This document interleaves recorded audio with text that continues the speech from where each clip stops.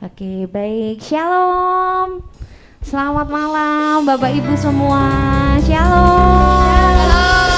Oke, sungguh luar biasa malam hari ini kita bersama-sama berkumpul walaupun lewat virtual.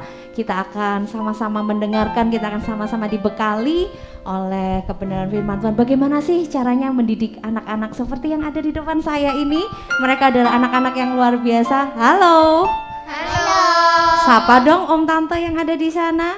Hai.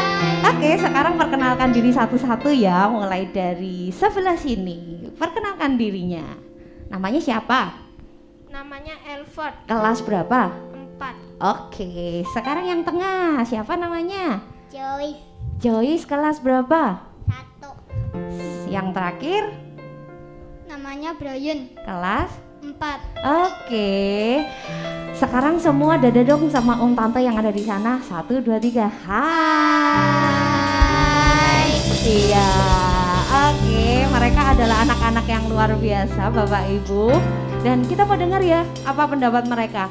Elford, Joyce, Brian, kalian sayang nggak sama mama papa? Sayang. Oke, sayang. Elford sayang sama mama? Sayang. Kalau sayang sama mama, apa yang Elford lakukan? Nyuci, ngepel. Nyuci ngepel, keren.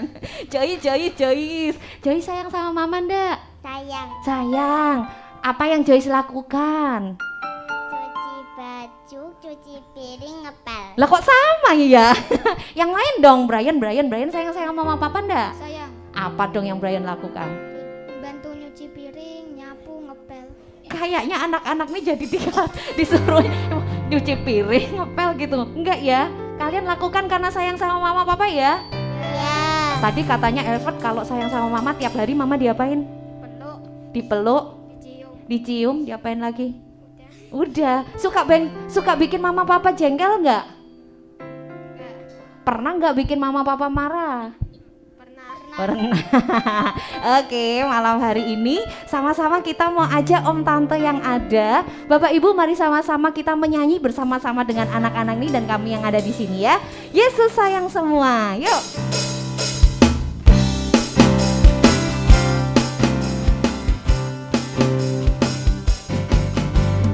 Yesus sayang semua, semua, semua. Yesus sayang semua, sayang semua. Sayang siapa?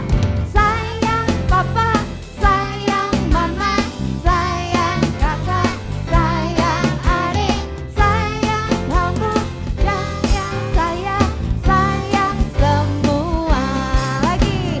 Yesus sayang semua, semua, semua. Yesus sayang semua, sayang semua.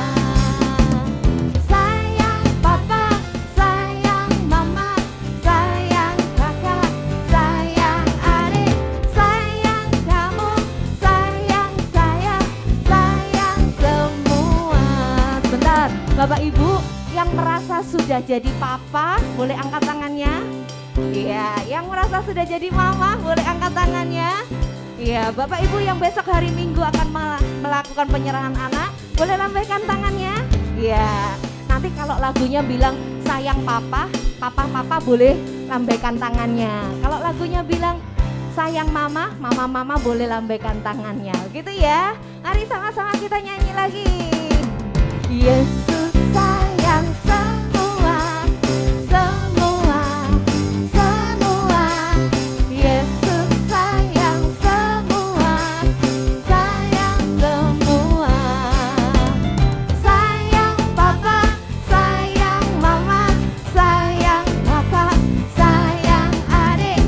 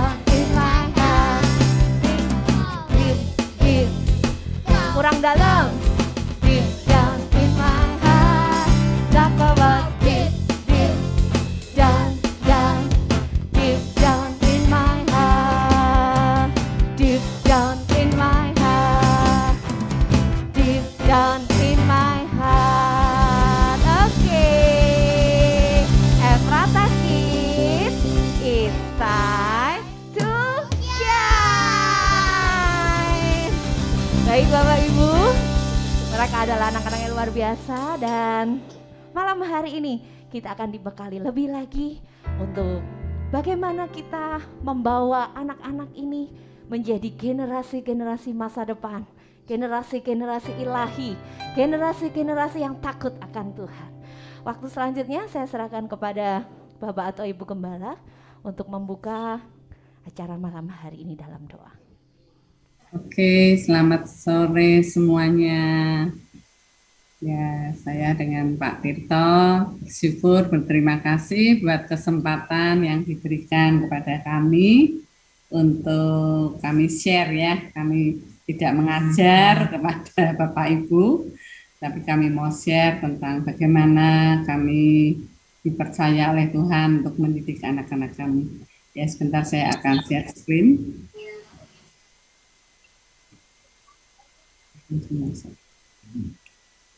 Ya, shalom ya Bapak Ibu semuanya, senang sekali bisa ketemu juga dengan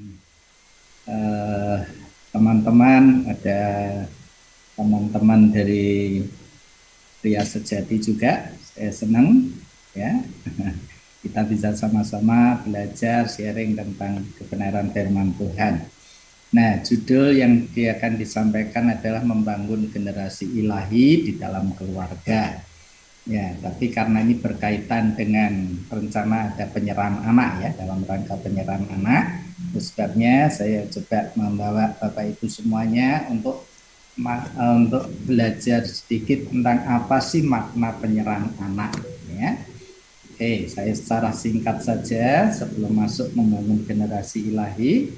Saya mengajak Bapak Ibu membuka di dalam 1 Samuel 1 ayat 27 sampai 28. Begini firman Tuhan katakan, untuk mendapat anak inilah aku berdoa, dan Tuhan telah memberikan kepadaku apa yang kuminta daripadanya. Maka aku pun menyerahkannya kepada Tuhan, seumur hidup terserahlah ia kiranya kepada Tuhan. Lalu sujudlah mereka di sana menyembah kepada Tuhan. Kalau Bapak Ibu buka di dalam 1 Samuel pasal 1 ini, nanti akan ketemu cerita bahwa ini adalah kata-kata dari Ibu Hana. Ibu Hana pada waktu itu merasa tertekan karena dia sudah bersuami tetapi tidak punya anak, sehingga suaminya pada zaman itu akhirnya menikah juga dengan orang lain, dan kebetulan istri yang kedua ini dia punya anak, sehingga dia merasa tertekan karena zaman dahulu kalau tidak punya anak itu berarti mungkin ada kutukan Tuhan ya. Sebabnya Ibu Hana waktu itu meminta dengan sangat kepada Tuhan, dia datang di bait Allah berdoa dengan sungguh-sungguh supaya Tuhan berikan anak, dan singkat cerita Tuhan berikan, akhirnya kandungannya yang mandul dibuka dan dia mendapatkan anak. Nah, ketika dia sudah mendapatkan anak, hukum Taurat mengajarkan bahwa anak-anak itu nanti pada usia 8 hari itu biasanya harus diserahkan istilahnya diserahkan kepada Tuhan, itu dalam upacara sunat ya. Jadi zaman anak-anak zaman dulu kalau pria itu disunat ya. Nah, apa yang ditulis di ayat 27-28 inilah apa yang disampaikan oleh Ibu Hana.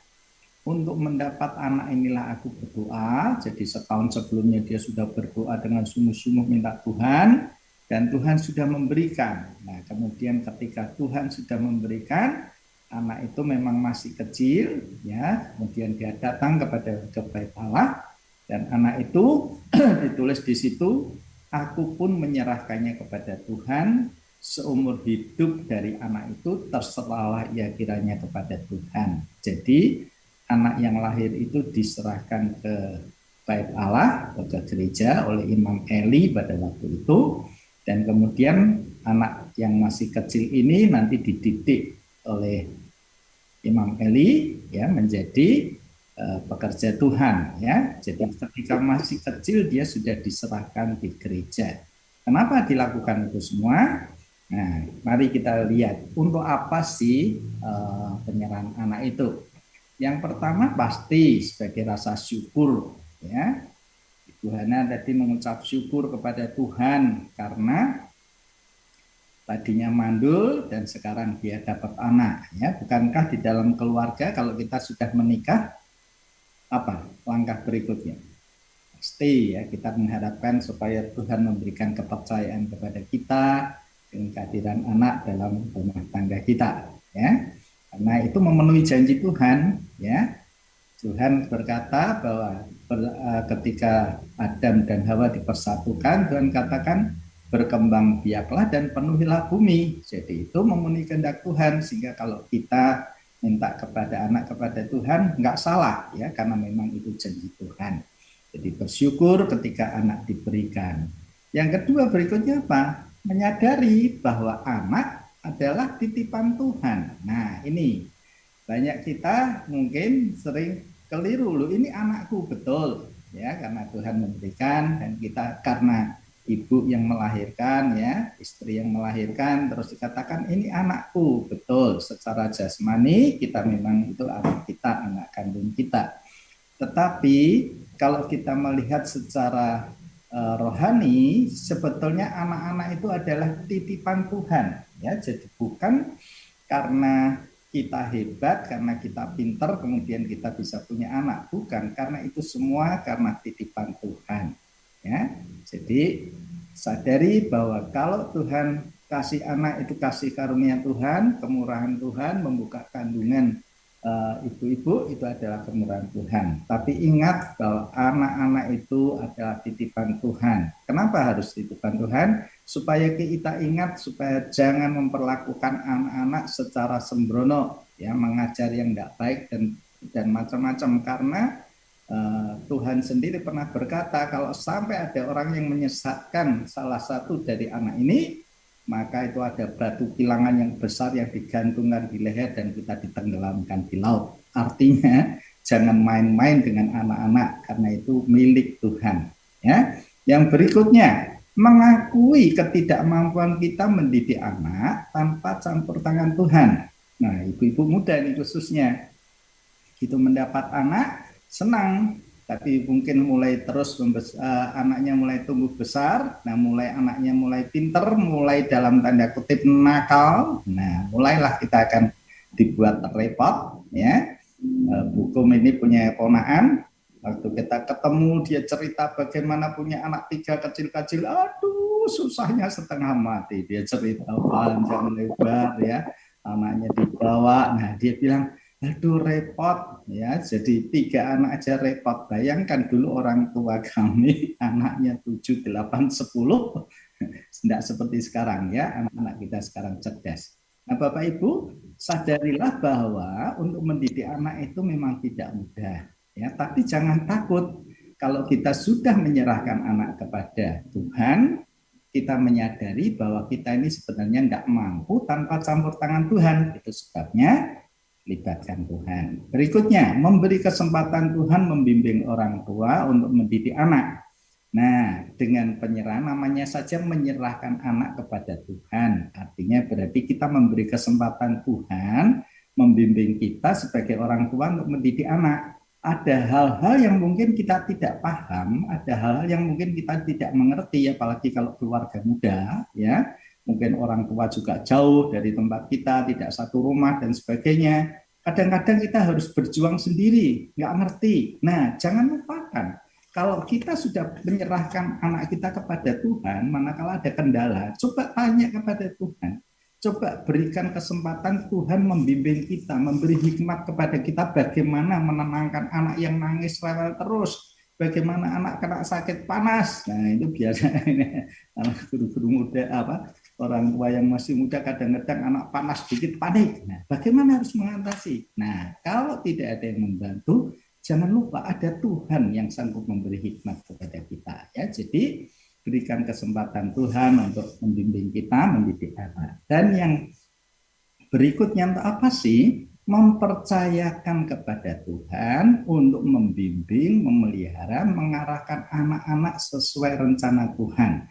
Jadi Tuhan itu beracara dengan kita sebagai orang tua, tetapi ketika kita menyerahkan anak, kita juga memberikan kepercayaan kepada Tuhan untuk membimbing anak-anak yang Tuhan percayakan kepada kita. Khususnya untuk apa?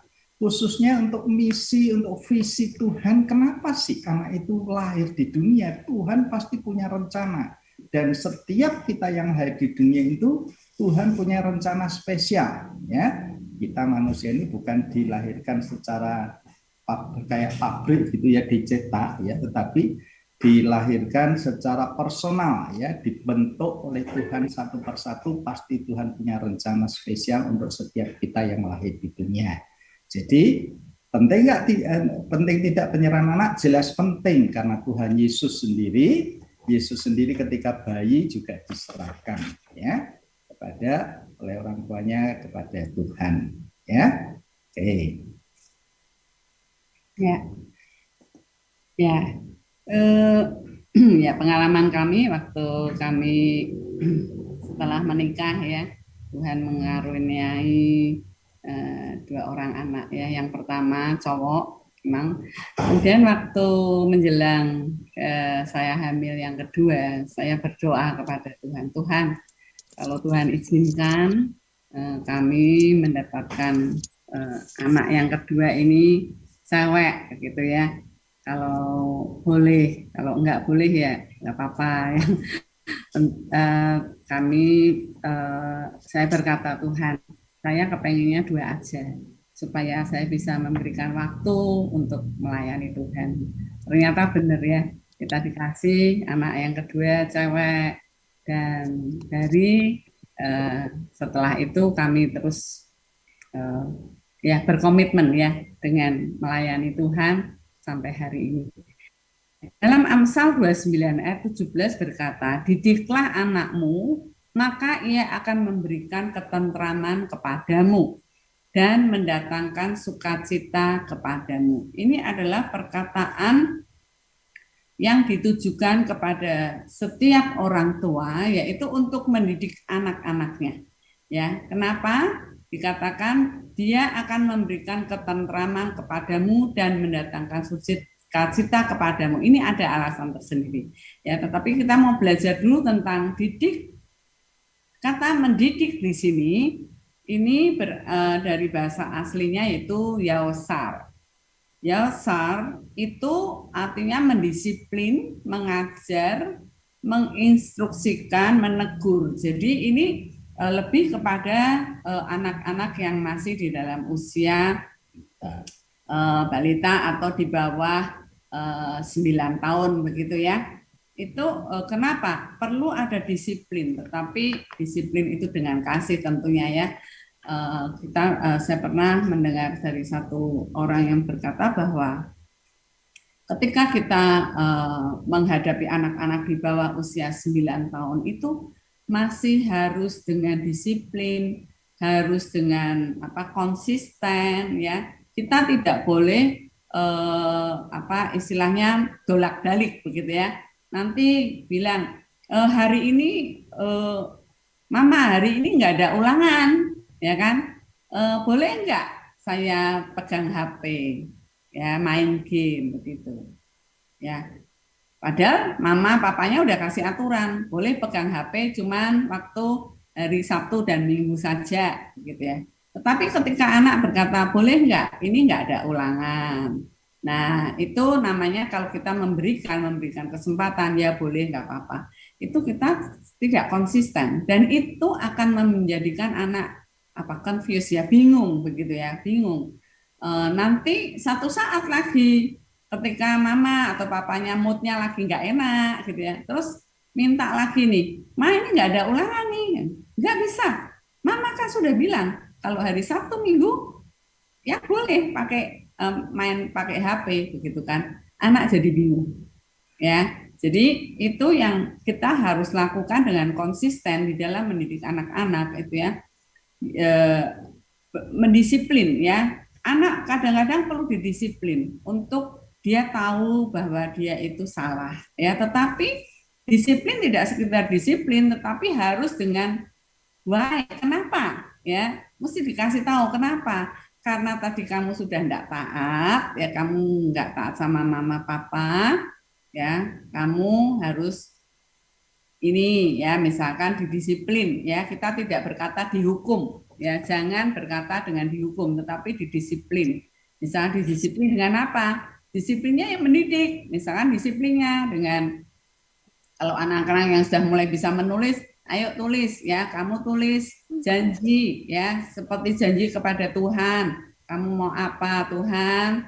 Saya berjanji saya tidak akan taat sama mama papa atau bagaimana ya, maksudnya memberikan disiplin juga yang mendidik begitu ya. Disiplin bukan sekedar ayo berdiri di sana ya hari misalkan seperti itulah, itu tidak mendidik ya. Jadi disiplin yang mendidik. Kemudian ajar anak itu sedini mungkin untuk mengenal Tuhan, untuk takut akan Tuhan dan mengasihi Tuhan. Nah, ini yang dikatakan dengan mendidik, mendisiplin, mengajar. Nantinya dia akan memberikan ketentraman kepada kita. Kenapa? Ketika kita sedini mungkin kita mengenalkan anak kepada Tuhan, untuk dia takut akan Tuhan, untuk dia cinta akan Tuhan, maka nantinya setelah dia besar itu akan memberikan ketentraman kepada kita ya, dan akan mendatangkan sukacita kepada kita. Kenapa? Karena sudah dilakukan, dididik, didisiplin, diajar sejak sedini mungkin ya, untuk dikenalkan tentang Tuhan, tentang apapun yang kamu lakukan, Tuhan tuh melihat, Tuhan yang tahu, diajarkan untuk belajar. Yang terutama seringkali anak-anak itu yang paling dosa, yang paling sering dilakukan apa? Bukan mencuri, bukan yang seperti itu terlebih dahulu, tetapi berbohong. Ya, nah itu bahaya sekali kalau kita memberikan excuse anak-anak untuk berbohong, ya nantinya dia akan menjadi besar, akan menjadi pembohong yang besar. Dalam arti apa? Dia bisa korupsi dan sebagainya. Ya, jadi kami sejak anak-anak kecil kami sudah mendidik anak-anak yang terutama takut akan Tuhan, itu harus enggak boleh bohong, ya. Karena anak biasanya kalau takut dengan kita berbuat salah itu cenderung dia akan berbohong. Nah, karena itu kita harus arahkan untuk dia ya, takut akan Tuhan, tidak berbohong. Nah, kenapa? Jadi usia-usia di bawah 9 tahun kita masih menginstruksikan begitu ya. Dalam ininya instruksi, kemudian ditegur, diberitahu salahnya. Kenapa memberi ketentraman itu tadi ya, usia itu adalah usia dikatakan golden age atau golden moment ya. Seorang tokoh agama berkata, berikan aku anak bawah 7 tahun maka dia akan menjadi seorang Katolik yang sejati. Nah itu, jadi artinya masa itu kalau saya berkata di bawah 9 tahun itu adalah masa golden moment di mana kita tuh masih bisa membentuk anak-anak, membentuk karakter, membentuk kepribadiannya dengan takut akan Tuhan dan mengasihi Tuhan. Itu di usia itu masih sangat mudah. Tetapi kalau sudah di atas usia itu kita akan banyak kesulitan ya. Kemudian menanamkan nilai-nilai dasar ya, itu sangat penting ya, mendidik dengan konsisten tadi ya. Jangan sampai anak-anak itu nanti akan memanfaatkan orang tuanya, yang tadi saya berkata hari ini boleh, besok nggak boleh, nanti akan memanfaatkan kita ya. Bukan kita yang mendidik anak kita, nanti bisa kita yang dididik sama anak-anak, kita dikendalikan ya. Nah yang kedua, nah ini mendidik di dalam takut akan Tuhan. Yang kedua, di dalam Amsal 22 ayat 6 ini masih ada kata mendidik ya. Didiklah orang muda menurut jalan yang patut baginya, maka pada masa tuanya pun ia tidak akan menyimpang daripada jalan itu. Nah, mendidik yang pertama dengan yang kedua ini berbeda ya, artinya. Kalau yang pertama tadi itu lebih kepada mendisiplin ya, lebih kepada mengarahkan, mengajar seperti itu. Kalau yang kedua ini dalam arti bahasa aslinya tuh kaunak. Kaunak itu artinya melatih, mendedikasikan, membimbing. Jadi sudah lebih lagi kita sudah sedapat mungkin anak jangan lagi didisiplin yang seperti anak-anak waktu masih usia di bawah 9 tahun, tetapi lebih kepada diajak bicara ya, dilatih, kemudian dibimbing yang benar itu seperti apa. Kemudian ini usia di atas 9 tahun ya, sampai anak-anak remaja begitu. Nah, kita harus lebih banyak memberi waktu di usia-usia anak-anak ini. Kenapa? Karena kalau kita tidak banyak memberikan waktu dan perhatian, anak-anak ini cenderung bisa menjadi anak-anak yang memberontak. Ya, secara psikologis, kalau tadi yang pertama di bawah 9 tahun itu lebih banyak ibu yang lebih banyak berperan. Tetapi di usia ini sebaiknya adalah ayah yang lebih banyak berperan, ayah membimbing, mengarahkan, melatih, dan jadi keberadaan ayah itu sangat penting di situ ya. Kalau anak-anak tidak ada ayah atau fatherless ya, itu di masa mendatangnya, di masa depannya akan mengalami banyak kendala dan kesulitan ya. Jadi orang tua perlu mendedikasikan waktunya untuk membimbing anak-anak dan melatih untuk mereka diarahkan kepada jalan-jalannya Tuhan ya.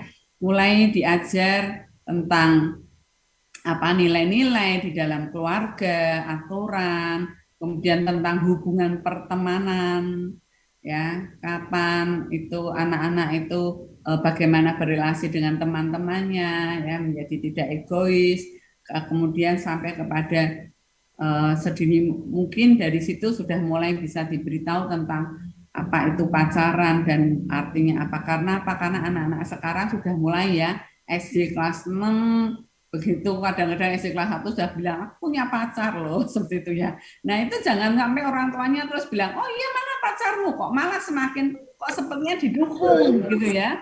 Salah, itu harusnya kasih tahu ya, pacaran itu apa, pacaran itu artinya kamu tuh sudah mau siap untuk menikah, masa kamu mau menikah ya kan gitu kan. Gitu kamu udah bisa bekerja, jadi diarahkan, diberitahu seperti itu ya. Jadi mulai diarahkan, kemudian juga didorong untuk anak-anak itu mulai melayani Tuhan ya sejak sedini mungkin ya, ketika anak-anak sudah mulai bisa mandiri begitu ya. Jadi kemudian arti mendedikasikan di sini juga artinya kita mau mendedikasikan anak kita itu untuk kita persembahkan kepada Tuhan. Tadi ayat yang awal tadi tentang Hana, terserah Tuhan tuh mau membuat seperti apa. Nah kita sudah harus mulai mempersembahkan anak-anak itu kepada Tuhan ya. Bukan berarti dipersembahkan untuk mereka itu menjadi full timer atau hamba Tuhan ya. Saya berapa waktu lalu tuh Pak Teto waktu anak-anak masih ini, dia pernah bilang gini, kayaknya Tuhan tuh kok ngomong ya, Ivan itu mau diminta sama Tuhan, seperti gimana ya kalau itu ya.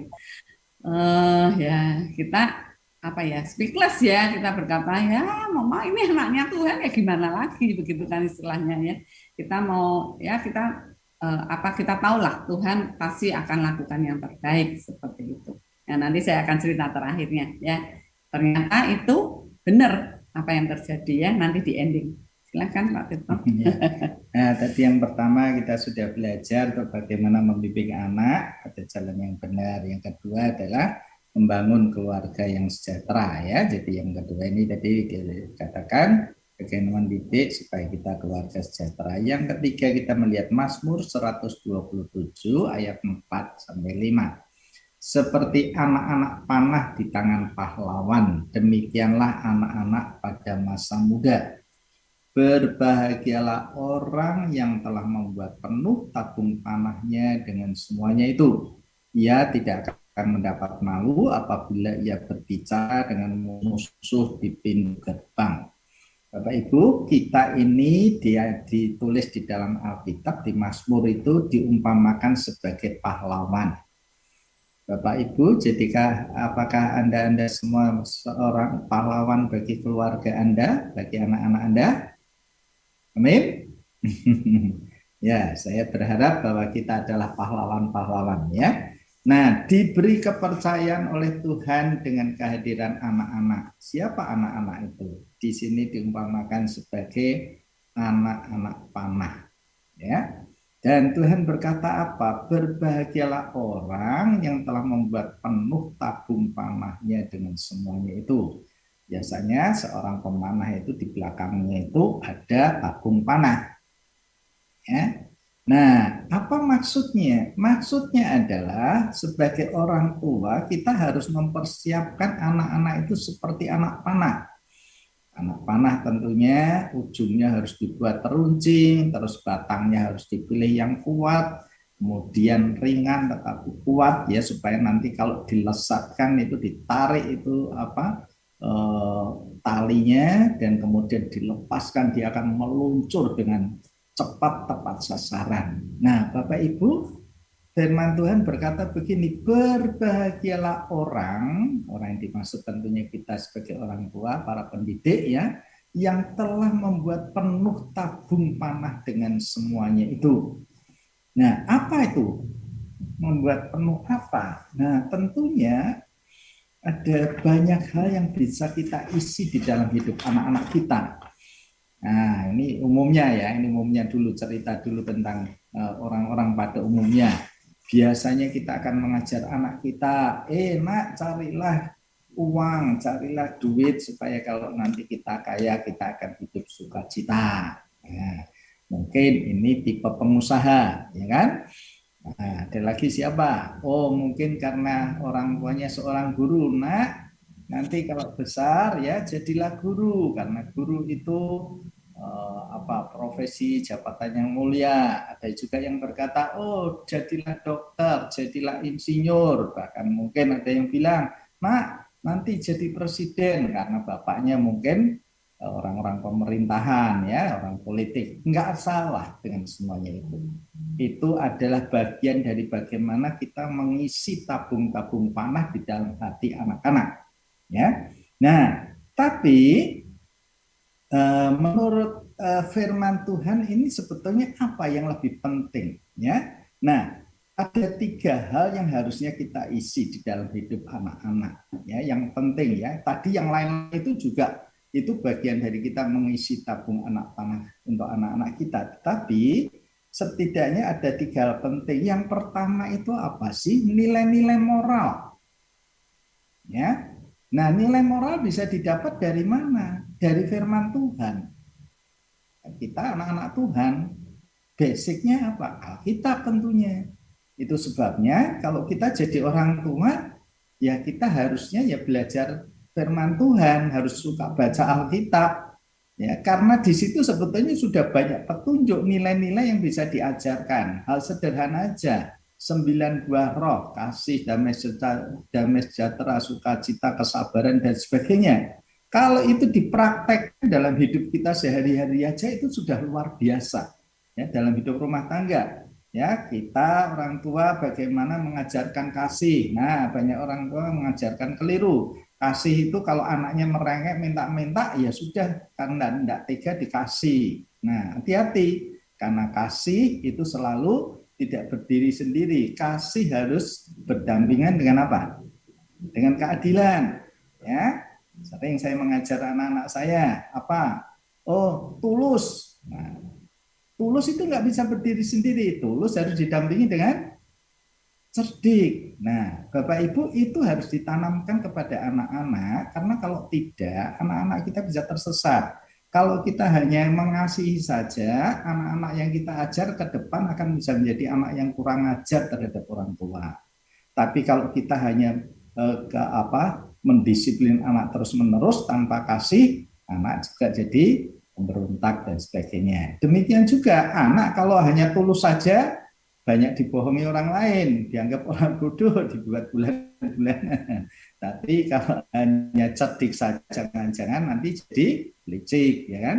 Jadi ada nilai-nilai firman Tuhan yang harus ditanam dalam hati mereka, ya. Nah, terus apalagi tentunya nanti bisa digali ya di dalam Alkitab, tentunya banyak ya. Contoh soal tadi 9 buah roh aja itu sudah luar biasa ya.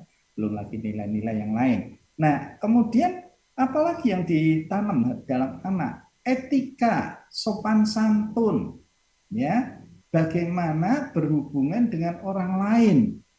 Kalau tadi nilai-nilai firman Tuhan lebih untuk membentuk kepribadian, ya, kepribadian anak kita, tapi etika ini lebih dibentuk untuk apa? Untuk membangun hubungan dengan orang lain.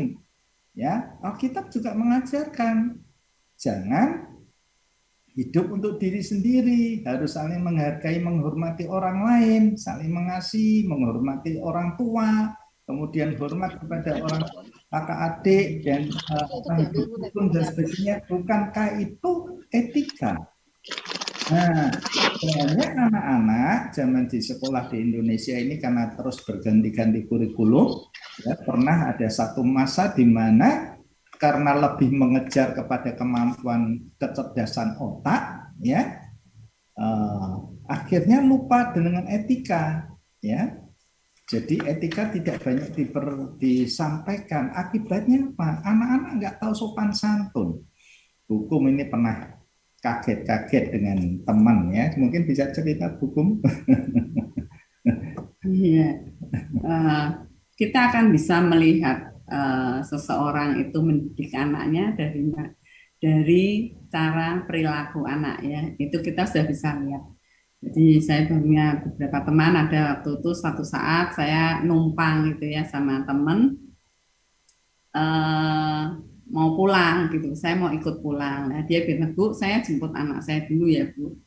Oke, anaknya tuh udah SMA waktu itu ya, dia pulang dari basket begitu masuk mobil, kan saya terus duduk belakang ya karena saya memberi kesempatan anaknya duduk depan karena kan saya turun dulu gitu. Nah ketika masuk mobil, begitu nasib mobilnya anak saya remaja nih, dia berkata, sekon itu mah, gitu tuh, dengan kakinya langsung grab di atas dashboard mobil. Saya kaget banget, wah ini anak ini anak cewek ini orang tuanya ngajarnya seperti apa gitu ya.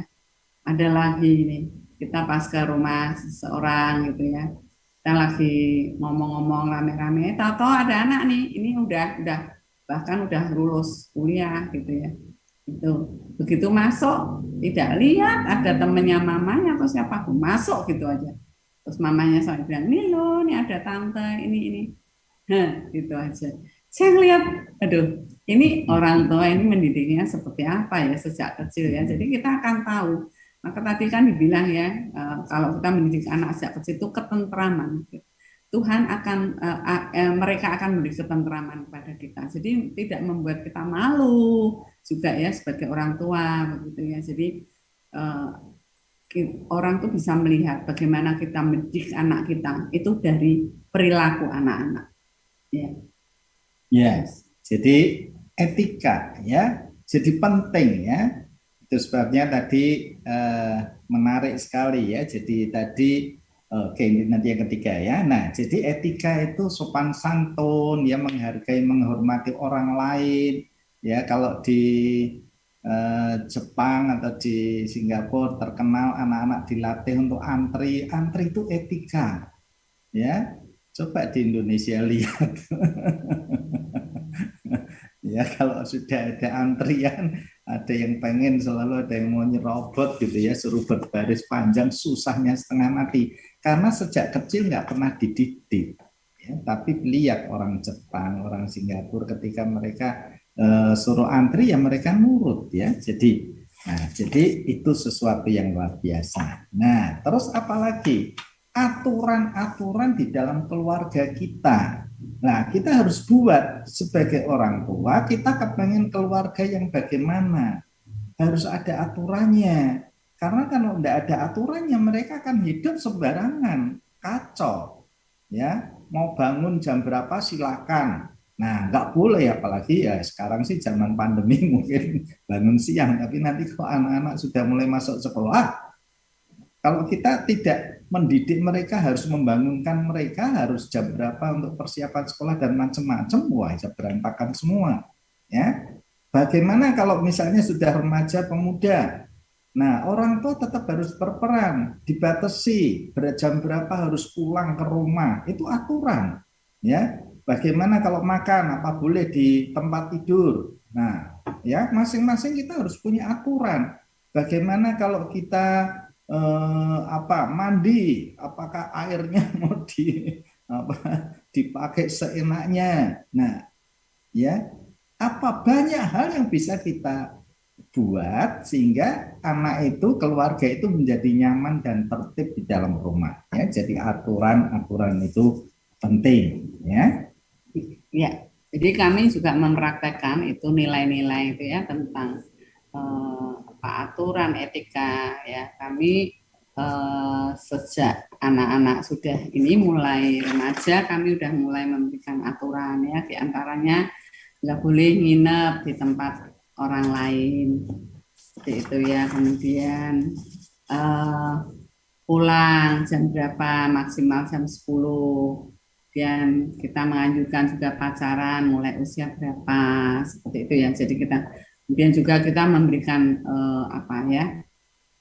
nilai juga, maksudnya begini Pak Tirto memberikan aturan begini, nanti kalau sudah menikah ya, jadi kan itu kan kebiasaan dari calon pasanganmu kan berbeda-beda. Jadi apa yang baik yang sudah ditanam papa mama sejak kamu kecil itu kamu harus bawa ya, yang tidak, yang baik dari sana kamu ambil seperti itu. Dan kita juga punya ini, kita ngomong juga ini seperti dengan Ivan ya, sudah menikah tuh anak saya yang besar ya, dia mama papanya sana masih kalau Sinja ya, kalau Imlek itu mereka kumpul gitu. Nah, kami bikin ini kesepakatan. Ya udah kalau begitu ya kami bikin kesepakatan. Meskipun kalian sudah menikah, paling tidak setahun sekali kita mesti kumpul ya. Nah, kita berikan kesepakatan di akhir tahun begitu. Karena kalau Imlek nanti bagiannya dengan orang tua yang sana seperti itu besan. Jadi kita punya kesepakatan juga seperti itu ya, supaya tali persaudaraan, tali keluarga itu tetap terus terjalin.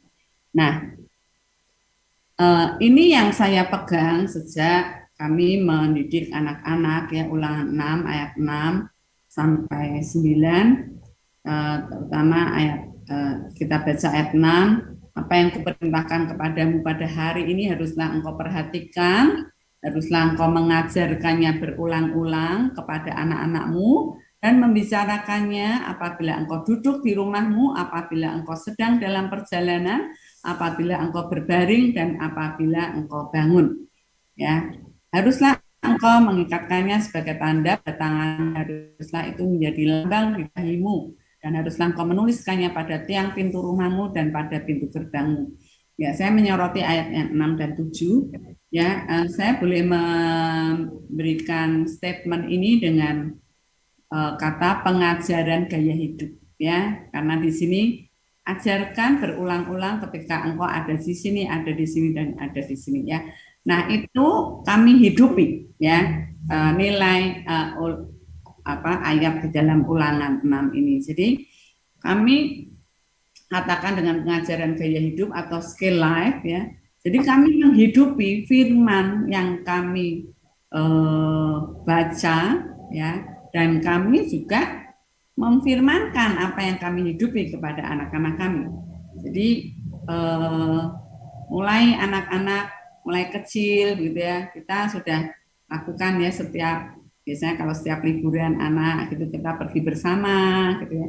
Nah, nanti di tengah perjalanan kita ajar, kita kasih tahu tentang ada orang buat batu bata itu bagaimana orang menanam padi seperti apa, dan kita menghubungkannya selalu kepada Tuhan, bahwa Tuhan itu yang mengasihi kita, untuk mereka tahu tentang Tuhan, mengenal Tuhan sejak sedini mungkin. Nah, bersyukur juga karena kami berdua adalah guru sekolah minggu.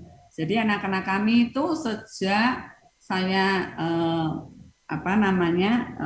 kecil, anak-anak itu sudah kita bawa untuk ikut ya waktu kita ngajar sekolah minggu ya.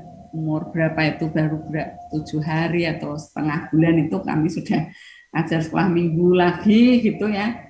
Jadi sampai ya kebetulan kita dua-duanya sama-sama ya. Jadi kalau retreat segala semua ikut. Jadi mereka tuh lihat gitu ya, lihat, dan mereka sering banget, otomatis mereka sering banget dan dengar tentang Tuhan ya, untuk mengasihi Tuhan, untuk takut Tuhan itu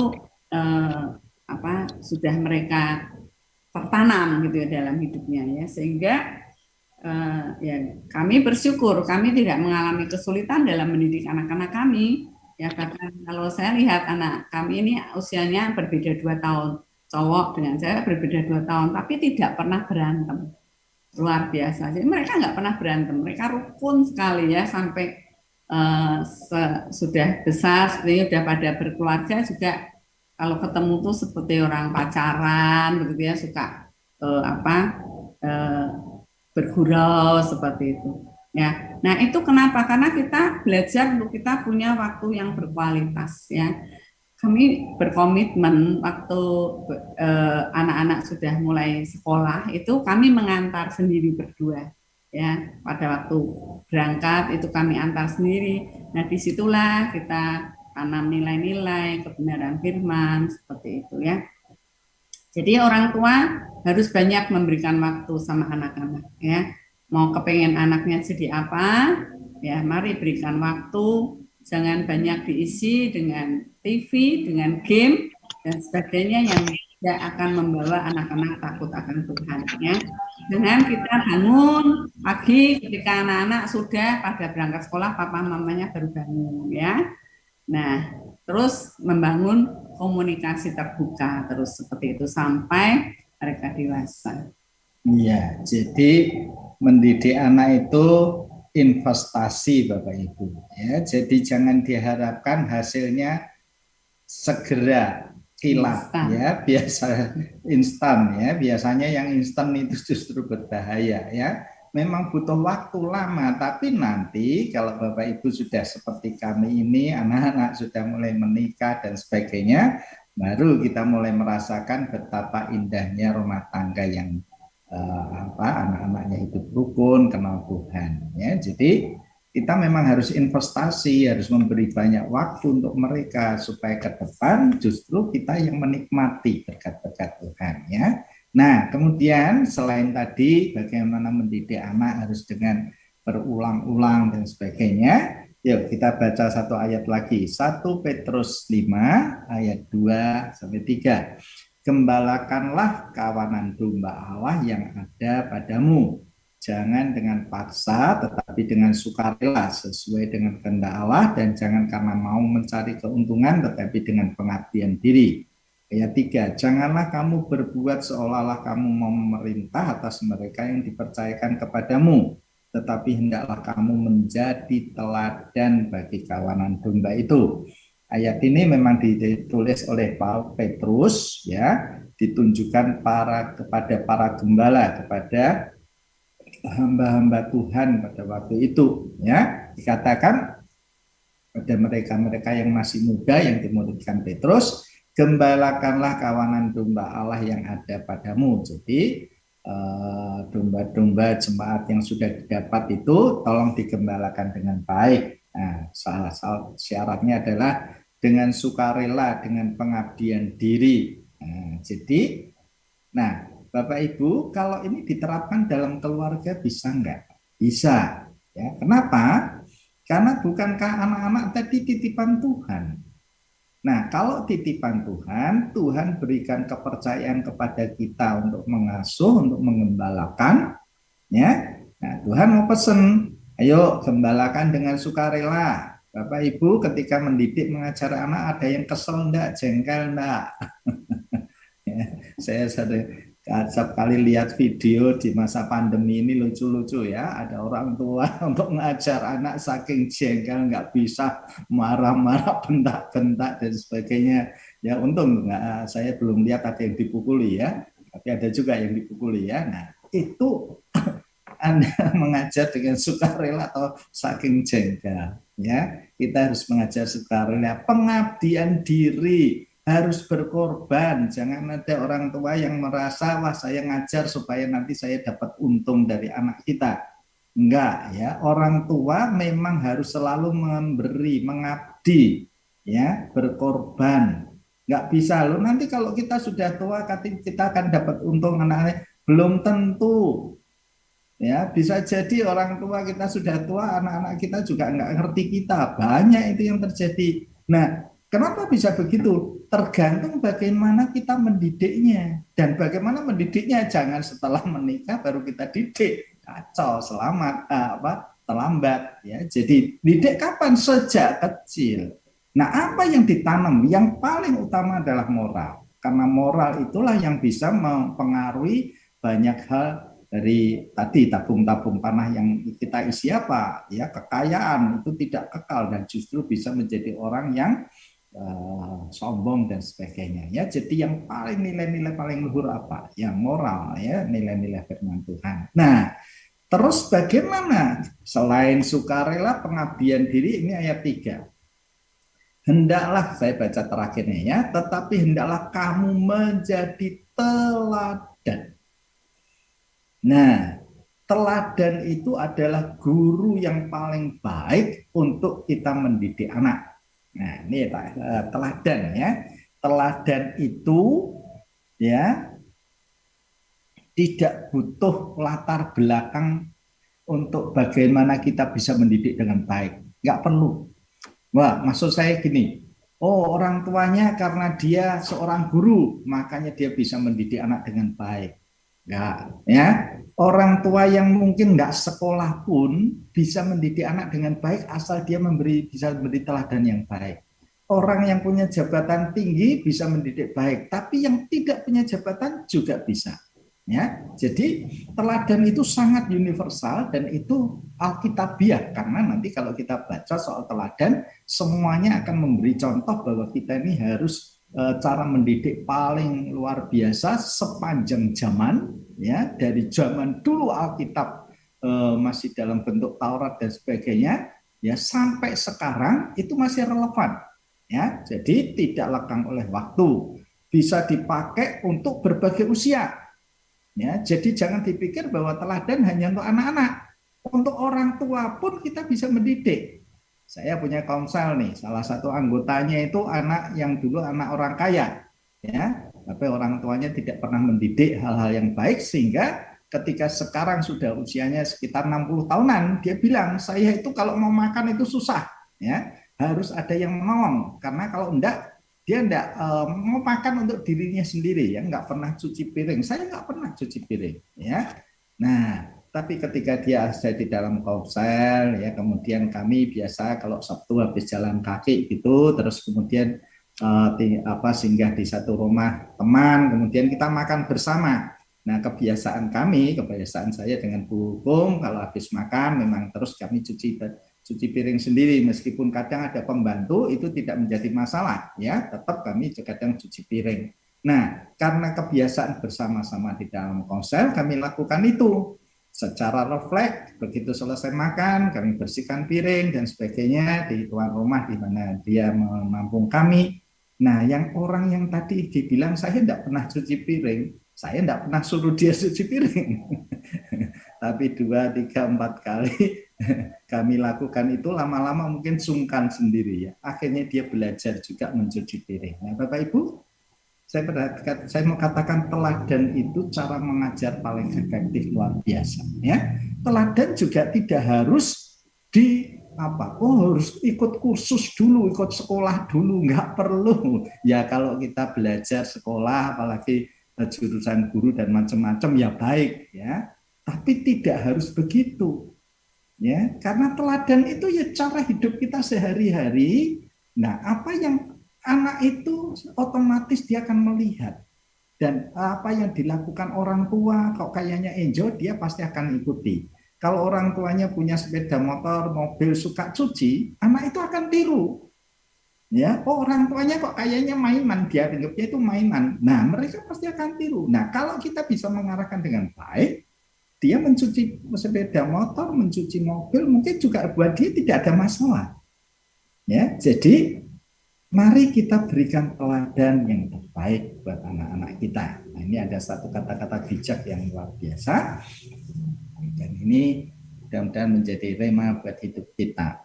Satu teladan lebih berdampak daripada 1000 kata-kata. Jadi mungkin kita tidak pintar bicara, mungkin kita tidak pintar nasihati, mungkin kita tidak pintar ngomong untuk mendidik, tapi teladan hidupmu itu sudah berbicara lebih jauh, lebih banyak, lebih dalam daripada ucapan sikap perbuatanmu.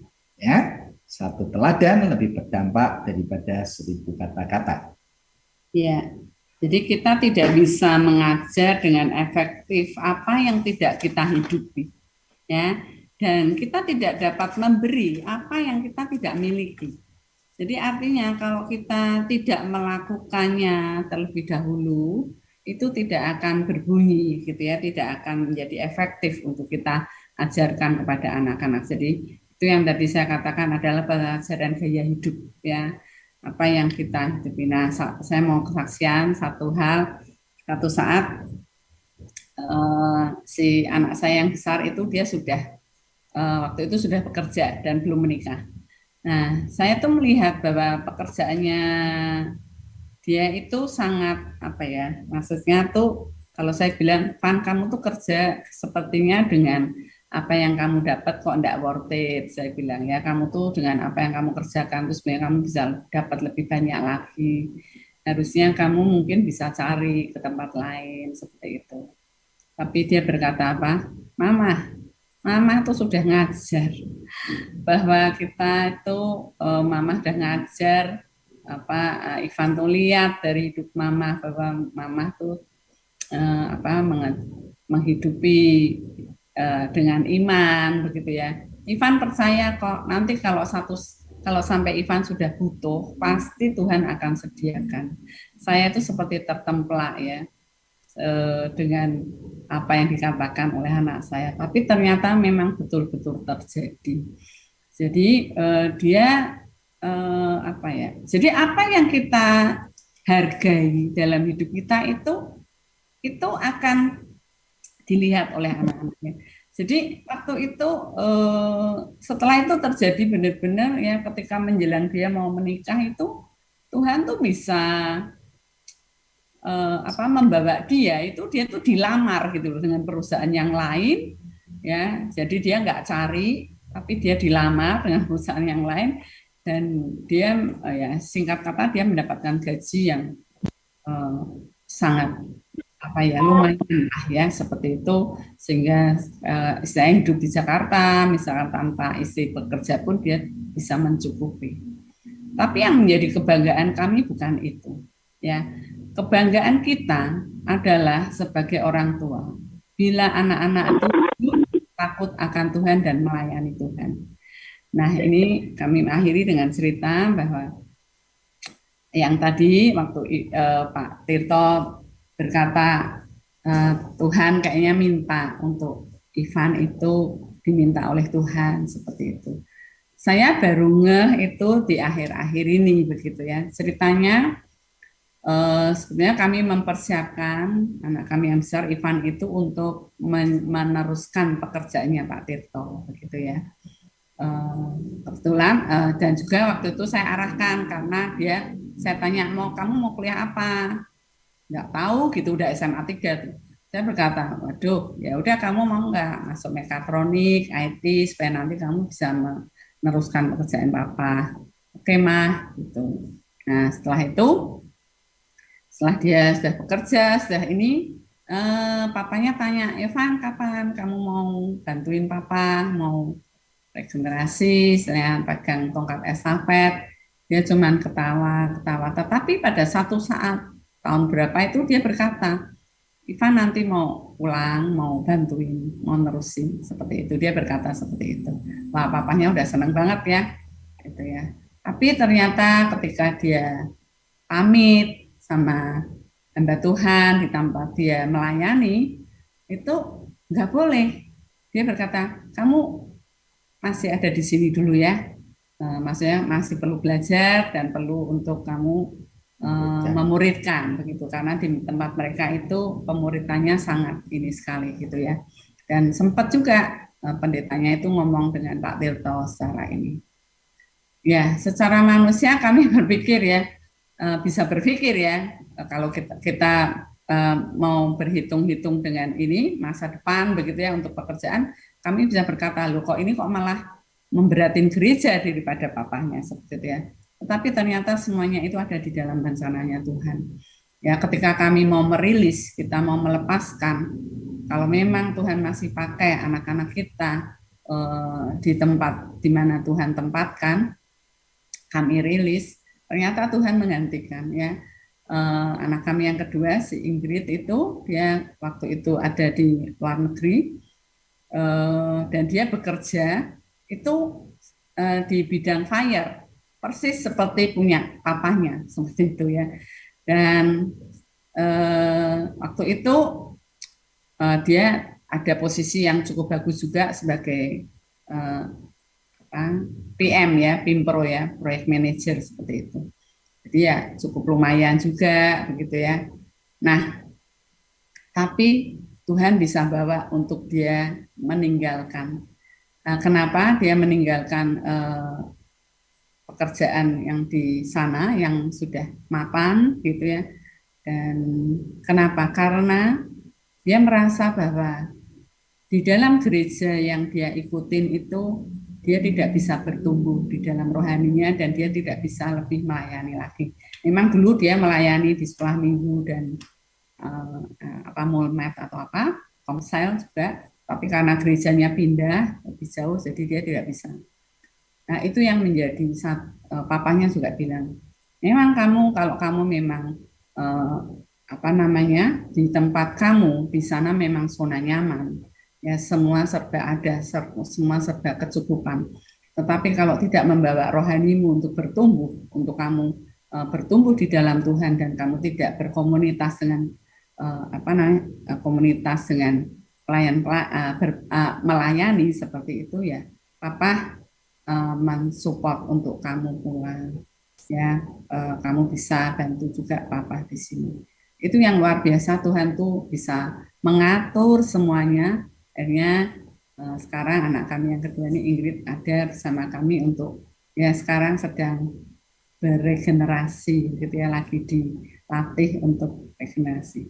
Satu hal yang saya mau tekankan kepada Bapak Ibu ya, jangan kita men-setting anak kita untuk nantinya menjadi orang yang sukses, orang yang berhasil secara sekuler.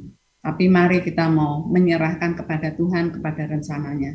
Karena kalau kita mau menyerahkan, ya seperti tadi awal, menyerahkan mau jadi apa, ternyata itu yang tadi diminta sama Tuhan itu ternyata walaupun tidak full time, tapi dia full heart. Ya, tiap hari ada pemuritan. Dan dia punya beberapa murid. Ya, dia menjadi pemimpin juga di salah satu ibadah. Dan itu ya menjadi kesukaan kami sih, di mana anak-anak bisa dipakai oleh Tuhan dengan luar biasa. Satu ayat yang terakhir, saya sangat suka dengan ayat ini. Ya, Yesaya 61 ayat 9, biarlah ini menjadi satu ayat moto bagi Bapak Ibu juga, bahwa keturunanmu akan terkenal di antara bangsa-bangsa dan anak cucumu di tengah-tengah suku-suku bangsa. Sehingga semua orang yang melihat mereka akan mengaku bahwa mereka adalah keturunan yang diberkati oleh Tuhan. Berkat itu bukan berbicara tentang materi, tapi berkat yang terlebih adalah bagaimana anak-anak itu hidup takut akan Tuhan, mencari Tuhan lebih dahulu dan kerajaannya, maka semuanya akan ditambahkan kepada dia. Ya. Ada satu quote di sini, it's not how big the house is, it's how happy the home is. Ya, bukan seberapa besarnya rumah kita, bangunan rumah kita, ya, tetapi seberapa besar kita itu berbahagia, sukacita di dalam keluarga rumah tangga kita. Ya, saya mengakhiri sampai di sini. Kita akan berdoa terlebih dahulu. Setelah itu nanti kita akan buka forum untuk tanya jawab, gitu ya Pak Yanto. Iya, betul, Tante. Ya, sama-sama kita berdoa. Bapak, kami bersyukur dan berterima kasih karena Engkau Bapa yang baik. Engkau sudah mengizinkan kami semua bersama-sama mendengar akan firman-Mu, biar apa yang sudah kami dengar ini masuk di dalam hati kami, menjadi berkat buat hidup kami, bisa kami renungkan, bahkan bisa kami praktekkan dalam hidup rumah tangga kami sehari-hari, khususnya bagaimana kami mendidik anak-anak kami, Tuhan. Memang sekarang anak-anak masih kecil, Tuhan, tetapi ketika kami menginvestasikan hidup kami untuk mereka, kelak mereka akan menjadi anak-anak yang besar, menjadi orang-orang yang luar biasa, dan biar semuanya itu membawa hormat dan kemuliaan bagi nama Tuhan, sehingga pada akhirnya kami sebagai orang tua bisa berkata kepada Tuhan bahwa apa yang sudah Tuhan percayakan kepada kami, sudah kami kerjakan dengan baik, sudah kami lakukan, sudah kami didik mereka, sehingga kami percaya Tuhan bahwa Engkau juga akan berkata kepada orang tua yang sudah bertanggung jawab mendidik, Tuhan, sabaslah hamba yang baik, karena sudah tersedia tempat yang indah buat Tuhan. Terpujilah Engkau Tuhan. Dalam nama Tuhan Yesus Kristus kami menyerahkan semuanya ini. Amin. Baik Pak Tirto, Bu Tirto, terima kasih untuk paparan pada saat sore hari ini. Bapak Ibu, Pak Tirto dengan Ibu Tirto sudah menyampaikan bagaimana mendidik anak sesuai dengan firman Tuhan. Nah, Bapak Ibu Tirto ini juga orang tua asuh saya, dan saya ada banyak tahu di rumah gitu ya, waktu di Patimura, melihat sendiri bagaimana Pak Tirto mendidik Ivan dan Ingrid. Jadi dari tahun 94 saya bersama-sama dengan Pak Tirto, dengan Bu Tirto, dan apa yang disampaikan tadi itu betul. Jadi tidak hanya teori, tapi memang Pak Tirto dengan Bu Tirto memberikan teladan buat anak-anaknya. Jadi nggak heran kalau sekarang anak-anaknya sangat rukun dan sangat sopan. Jadi kalau ketemu luar biasa gitu ya. Bapak Ibu, saya mengenal dekat Pak Tirto dengan Ibu Tirto, dan apa yang diajarkan tadi sudah betul terlihat jelas. Tetapi mungkin Bapak Ibu ada yang mau ditanyakan sehubungan dengan apa yang tadi diajarkan. Saya membuka waktu untuk Bapak Ibu, silahkan bertanya. Kalau misalnya sungkan untuk bicara langsung, Bapak Ibu bisa chat lewat kolom chat, sehingga kami bisa bacakan untuk Bapak Ibu Tirto. Silahkan. Kalau bisa langsung lebih baik. Begitu ya Om, Tante? Ya, yang bisa kami jawab ya. Kalau enggak ya nanti Iya Om.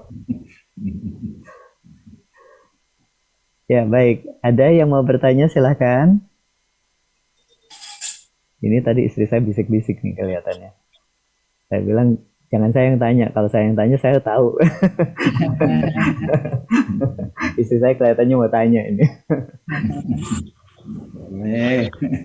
Ya, baik Bapak Ibu, kalau belum ada yang bertanya, saya dulu yang bertanya ya Bapak Ibu. Di sini ada orang tua dari anak-anak yang besok hari Minggu akan dibawa untuk didoakan, diserahkan kepada Tuhan. Nah, mungkin kita sama-sama bisa belajar ya, karena anaknya masih mungkin kecil-kecil ya. Baik, saya panggilnya Om Tante aja ya.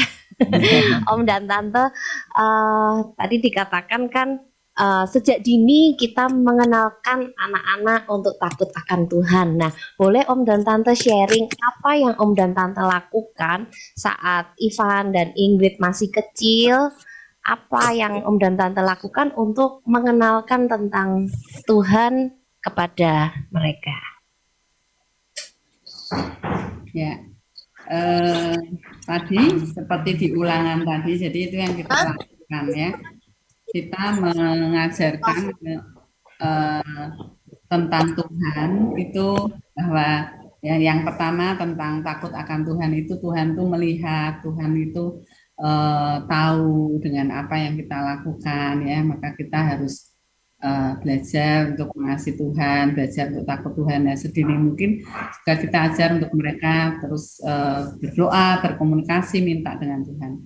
Tetapi di samping itu juga kita melakukan sering kita itu kalau di dalam perjalanan itu yang tadi saya cerita ya, berhenti di tengah jalan, kita cerita tentang ini apa misalkan petani itu ya, itu Tuhan tuh memberikan benih untuk padi itu nanti yang bertumbuh itu kan dari Tuhan datangnya, kemudian Tuhan itu lewat Bapak Ibu petani ya, kita harus berterima kasih sama Bapak Ibu petani. Jadi kami mengajar dari hal-hal yang sederhana yang kita hidupi begitu ya. Seperti itu sih. Ya, saya yang terutama menekankan sekali tentang itu harus takut Tuhan ya, mengasihi Tuhan dengan gak bohong seperti itu. Nah, itu. Jadi kalau seperti nilai tidak bohong, integritas itu memang sejak awal kami tanamkan karena itu kan bibit dosa yang tidak perlu diajar dan bisa langsung muncul. Jadi ada nilai-nilai yang saya katakan, wah ini harus tegas kepada anak, itu harus disampaikan ya. Salah satu yang memang di keluarga kami memang dari awal kami bahkan kita orang tua juga tetap harus belajar untuk tidak berbohong, ya. Memang itu harus ditanam dan itu sebabnya kalau ada hal yang sifatnya sudah dosa kita harus berani ngomong tegas ya, tapi kalau mungkin hanya pelanggaran etika dan sebagainya mungkin kita bisa menasihati dengan baik. Jadi kita harus tahu yang sifatnya dosa kita harus berani ngomong tegas ya. Dan kemudian bagaimana kita orang tua tadi teladan itu tetap penting. Kenapa kok anak-anak kami rukun? Ya karena kalau kami bertengkar, orang tua sudah bertengkar. Membangun keluarga sudah pernah bertengkar belum? Pasti ada ya kan. Nah kita di dalam orang tua juga punya nilai.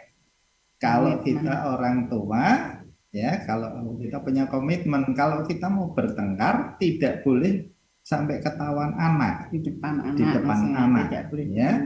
Jadi mungkin baru seru-serunya anak datang ya harus cep diem semua.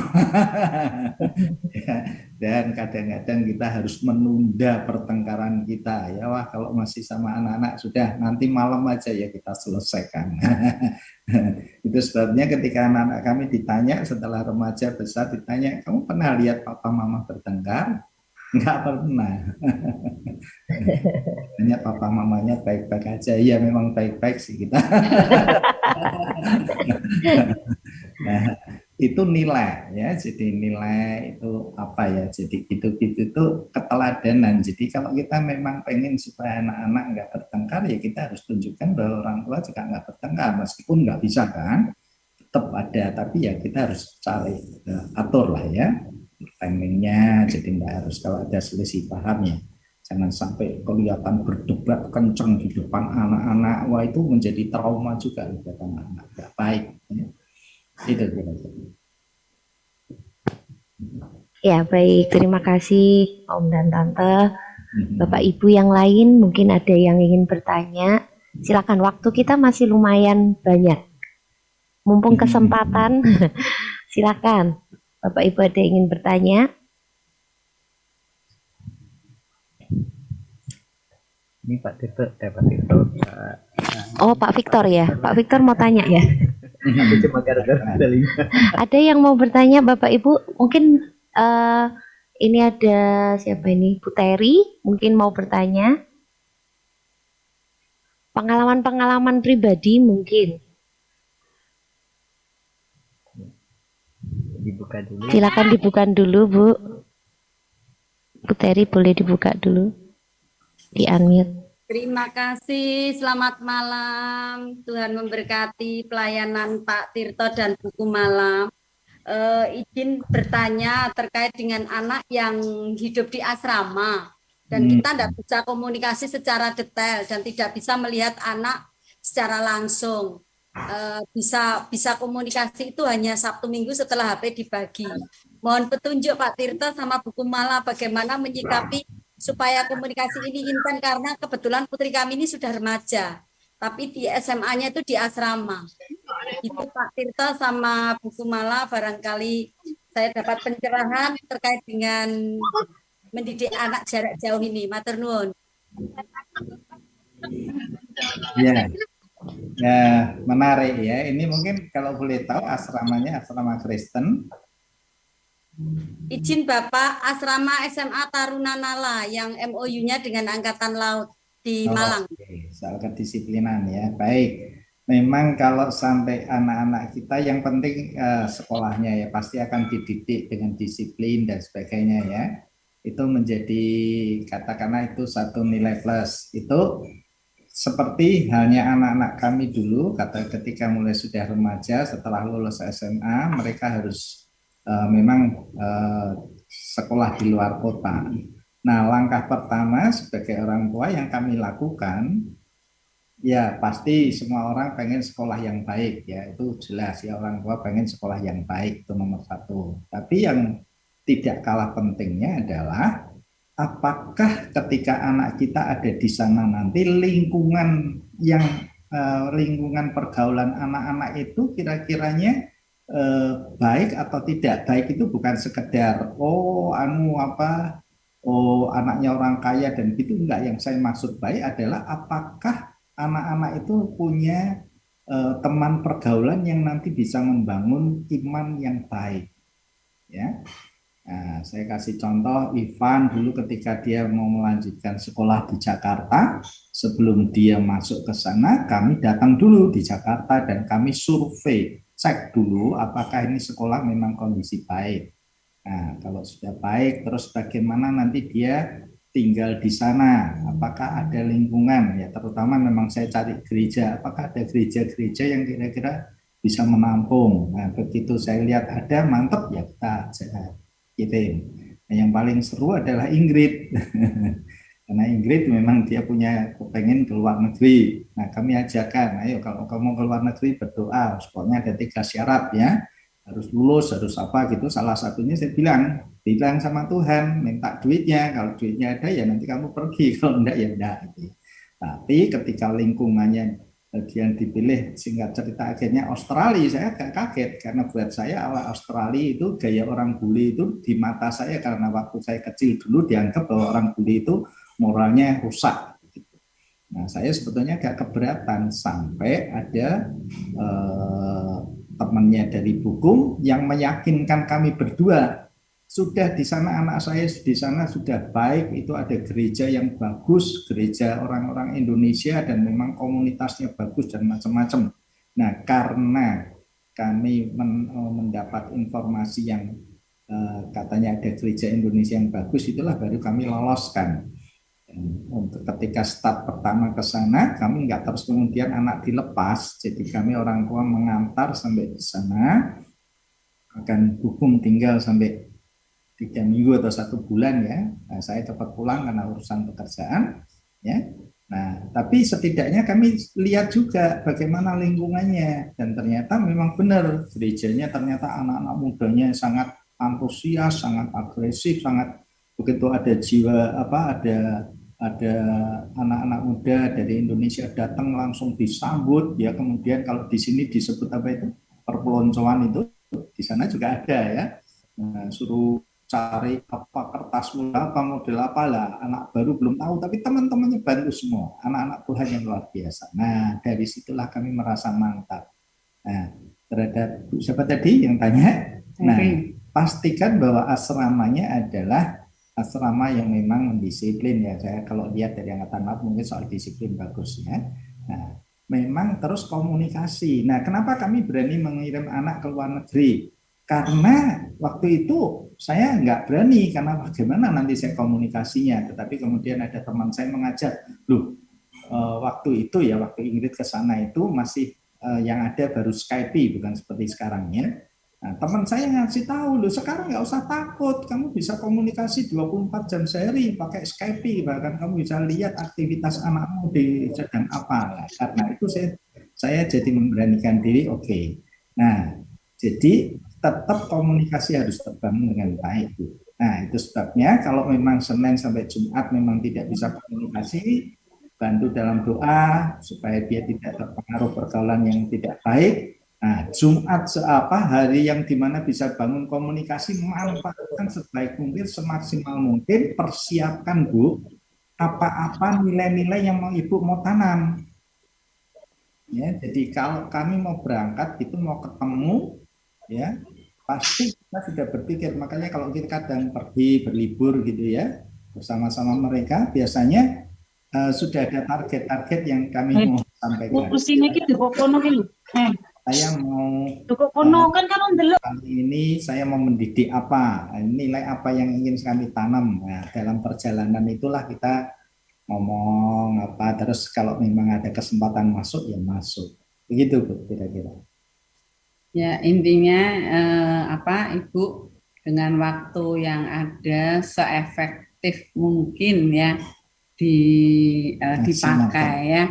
Jadi misalnya Ibu kalau usia-usia segitu anak itu sudah harus menjadi teman gitu ya. Jadi memang tergantung dari kita waktu membangun, bagaimana membangun nilai-nilai sejak kecil gitu ya. Ya kami jujur karena kami sudah membangun untuk mereka hidup takut akan Tuhan. Jadi ketika mereka ada di luar kota atau luar negeri, kami nggak khawatir ya. Kami tadi yang sudah ditinjau bahwa ada komunitas dan sebagainya yang bisa dipastikan takut Tuhan, kami tidak khawatir dan kami tetap bawa dalam Tuhan. Tetapi yang pertama Bu, bangun komunikasi yang efektif, karena apalagi kalau anak cewek ya, kita mesti bisa menjadi sahabat, menjadi teman ya buat anak. Jadi ya kita bersyukur deh anak-anak itu selalu walaupun ada di jauh, kami tetap komunikasi ya, kadang seminggu sekali, sebenarnya sama sih Bu, cuman komunikasi yang efektif seperti itu ya. Jadi dan beri telinga untuk mendengar terutama ya, jangan banyak nasihat Bu, tapi banyak mendengar apa yang dia ini diamatin begitu ya. Nah kalau yang bagus kita puji, kalau ada sesuatu yang itu kita arahkan.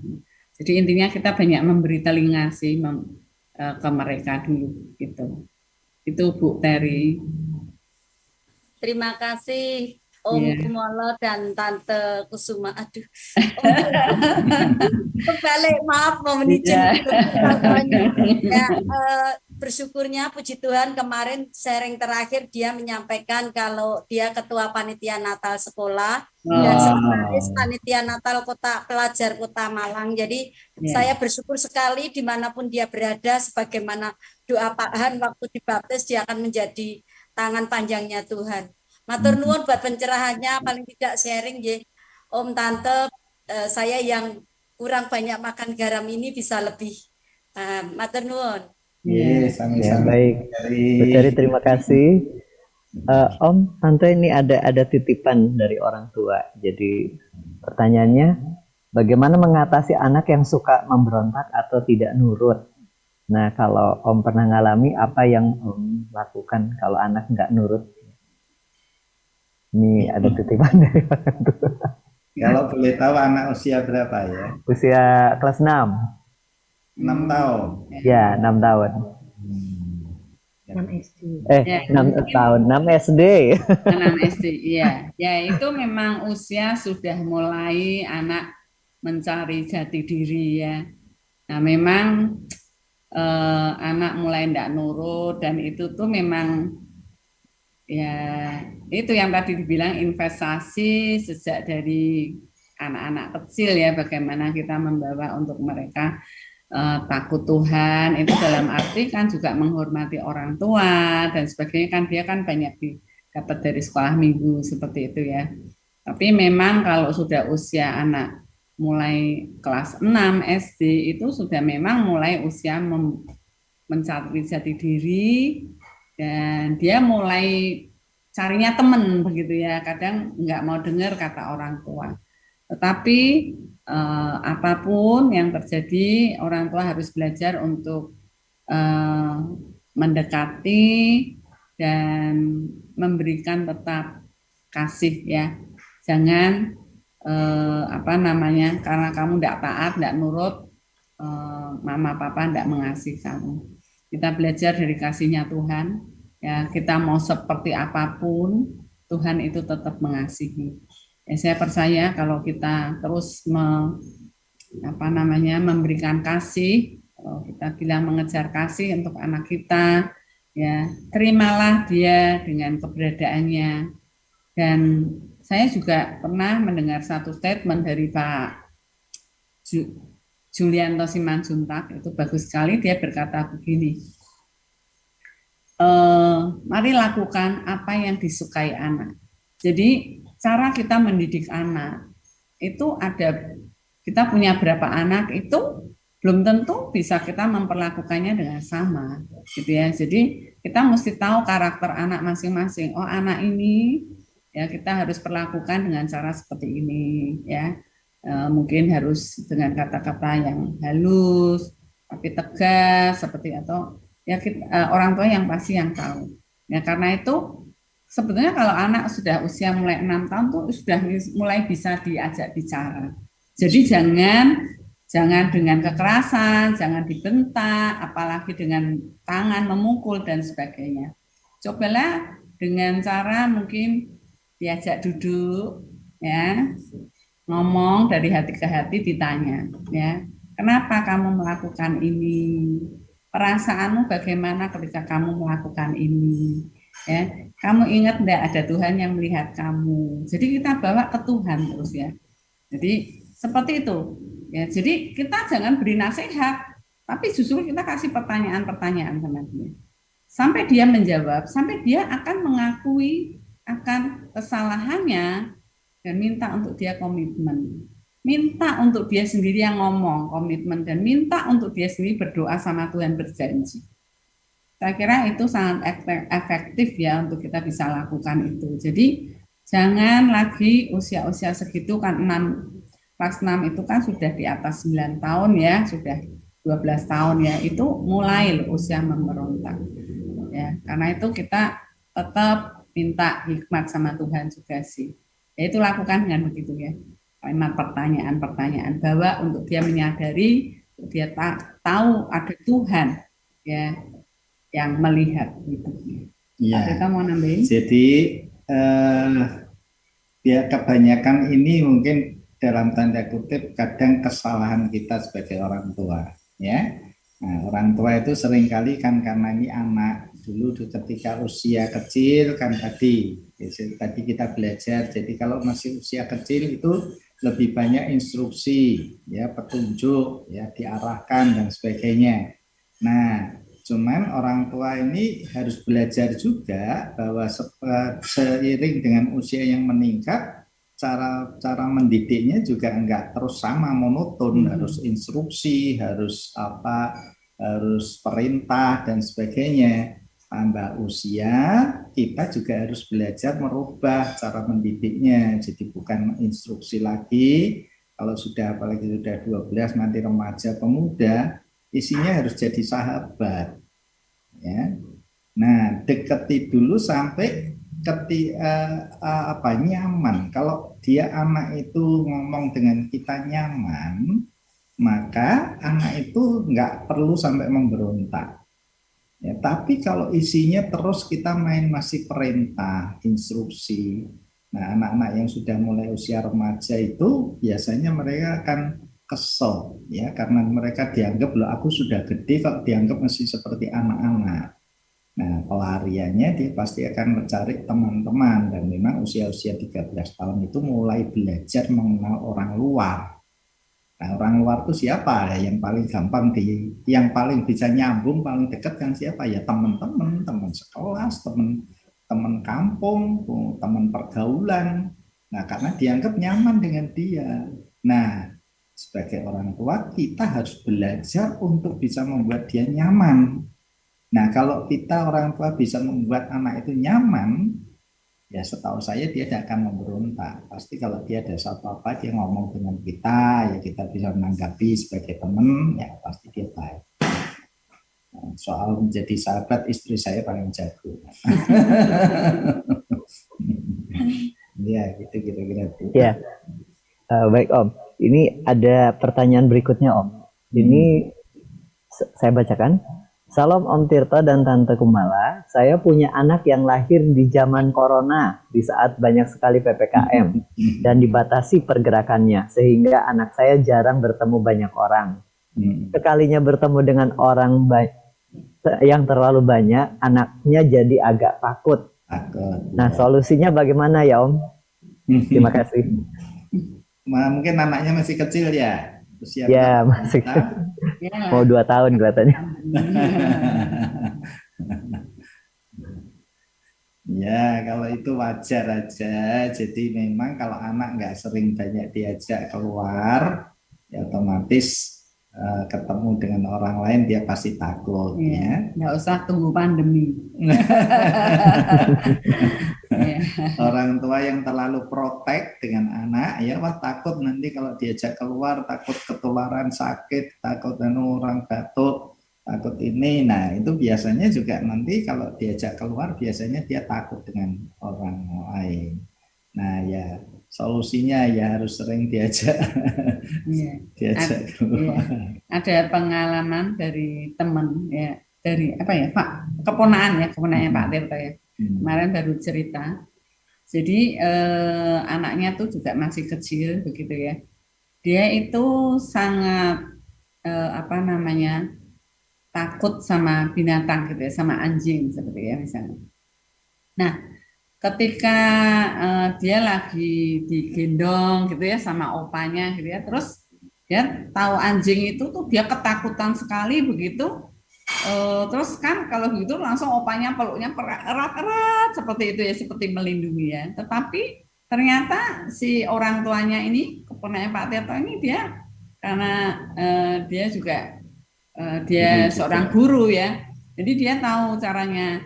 Jadi dia berkata begini, ayo sini ditunjukin. Ini nggak apa-apa. Juga anjingnya kemudian dideketin sama papahnya itu, dipegang-pegang, dielus-elus, seperti itu dikasih tahu. Ya, kasih tahu bahwa ini nggak apa-apa, nggak perlu takut, kamu coba pegang gitu. Jadi memang itu yang kita harus membawa untuk anak itu supaya dia bisa nggak takut ya. Kita kasih ya itu seperti kita memberikan kata-kata yang membangun gitu ya, jangan malah menakuti dan sebagainya seperti itu. Jadi kasih kata-kata yang membangun ya, supaya dia bisa, oh ini omnya baik loh, tantenya baik, seperti itu ya istilahnya. Coba deh ini, jadi jangan terus oh ya enggak apa-apa, malah semakin dilindungi, tapi enggak, justru dibawa untuk dia diajar untuk mengenal lingkungannya, seperti itu sih kira-kira. Ya, baik Om, Tante terima kasih. Bapak Ibu, berhubung ini waktunya sudah habis, jadi ada waktu hanya tinggal sebentar saja.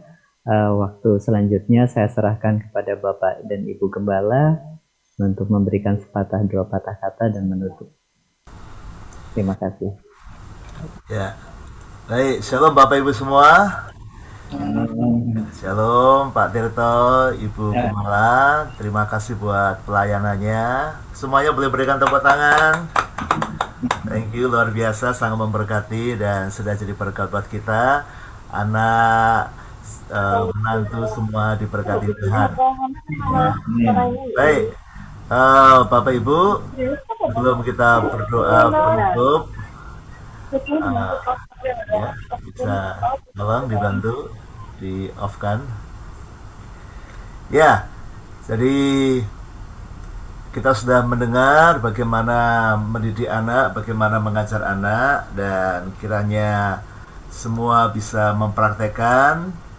Setiap mengikuti seminar Anda harus menangkap sesuatu dan mempraktekannya ya, termasuk yang opa oma yang punya cucu ya, mulai belajar, yang anak-anaknya akan diserahkan besok hari Minggu ya, praktekkan dengan baik Dan kita percaya kalau Pak Tirto dengan Ibu bisa mendidik anak dengan luar biasa, kita pun juga akan dipakai Tuhan. Ya, terima kasih buat tim dari Kids Community yang telah menyelenggarakan parenting ini.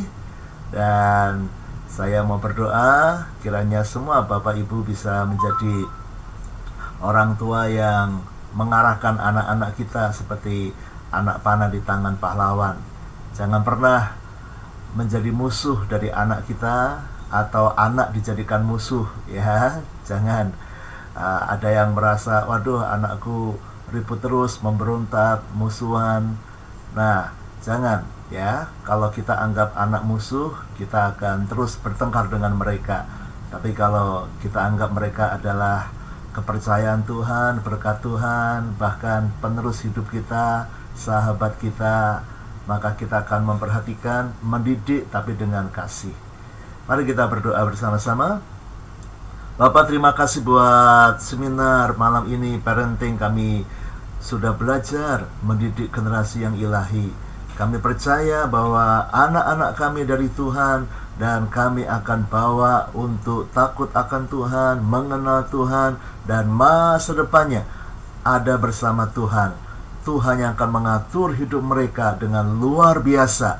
Dia berdoa kalau ada anak-anak yang pertumbuhannya terlambat, Tuhan akan campur tangan menolong. Kalau ada anak-anak yang kami lihat ada kecenderungan hal-hal yang tidak baik, mampukan kami untuk mengarahkan kembali mereka kepada Tuhan. Kalau ada anak-anak kami yang sudah terlanjur melakukan hal yang tidak benar, Tuhan mampukan kami untuk mendidik mereka kembali, sehingga masa depan mereka benar-benar terarah ke arah yang benar. Berkati semua anak-anak kami, berkati semua orang tua ini, supaya mereka bisa menjadi kepercayaan Tuhan. Dan kami percaya saat kami mengasihi anak-anak, saat kami mengarahkan mereka, Tuhan beserta kami. Tuhan tidak meninggalkan, karena anak-anak ini milik-Mu Tuhan. Tuhan pasti akan memberikan hikmat, pertolongan buat semua orang tua yang mau belajar, yang mau bertanya kepada Tuhan. Dan Tuhan akan menuntun semuanya indah.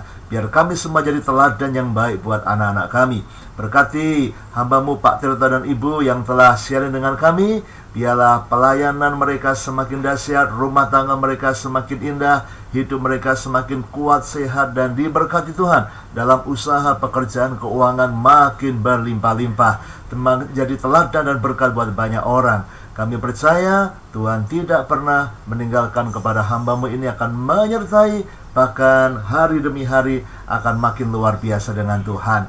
Berkati Pak Yanto, Ibu Ru yang telah memimpin kami semuanya. Tuhan memberkati berlimpah-limpah. Kami lanjutkan hidup kami bersama Tuhan. Rumah tangga kami pasti indah, keluarga kami pasti cerah, anak-anak kami pasti luar biasa. Di dalam nama Yesus, saudaraku, sekarang terimalah berkat dari Allah Bapa, cinta kasih Tuhan Yesus Kristus, dan persekutuan dengan Roh Kudus menyertai senantiasa, sekarang sampai selama-lamanya. Semua berkata amin, ya. Baik, Terima kasih. terima kasih Pak Han untuk doanya. Sekali lagi Om Tante Tirto, terima kasih untuk pelayanannya. Bapak Ibu jangan keluar dulu, saya mau foto dulu ya, kita selfie dulu sama-sama ya. Ya, silakan dibuka kameranya semua. Gaya Saya terindah akan- ya, ya. Om. Iya, siap. Siap Bapak Ibu. 1, 2, 3. Ya, ada halaman berikutnya. Sebentar, satu kali lagi. 1, 2, 3. Terima kasih untuk semua yang sudah hadir. Bapak Ibu, nanti kalau misalnya ada yang ketinggalan, saya sudah upload ke YouTube, nanti bisa dilihat di YouTube. Om Tirto sama Tante Tirto, nanti kalau mau lihat evaluasinya silakan di YouTube juga. Nanti saya kirim linknya. Ya, baik. Terima kasih semua. Tuhan memberkati. Terima kasih. Terima kasih Pak Tirto. Terima kasih Pak Yanto Guru. Terima kasih buat semuanya. Terima kasih. Terima kasih. Sampai jumpa besok ya. Ya, kami akhiri hitungan ketiga. 1, 2,